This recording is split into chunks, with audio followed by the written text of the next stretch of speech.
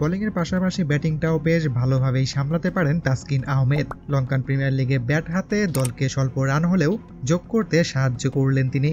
তবে এদিন তাসকিন আহমেদ একটি সিঙ্গেল রান নিতে গেলে প্রতিপক্ষ দলের খেলোয়াড়রা তার প্রতি মেজাজ হারান। তাসকিনকে আউট করতে সরাসরি আপিলও করেন আম্পায়ারের কাছে।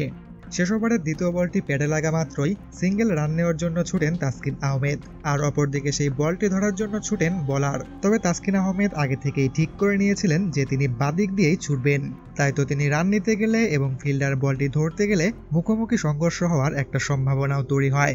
কিন্তু বোলার ওশিতা ফার্নান্দো এতে কিছুটা রুষ্টই হন। তিনি এবং কুশাল ম্যান্ডিস আম্পায়ারকে বলছিলেন তাসকিন এটা ইচ্ছাকৃতভাবেই করেছে, তাই তো তাসকিনের আউটের জন্য তারা আপিল করেন। অতঃপর রিভিউতে স্পষ্টই দেখা যায় তাসকিন এটা ইচ্ছাকৃতভাবে করেননি। কোন দিক দিয়ে রানটা নেবেন সেটা তিনি সে সময় ঠিক করতে পারেননি, যে কারণে থার্ড আম্পায়ার তাসকিনকে নট আউট ঘোষণা করেন।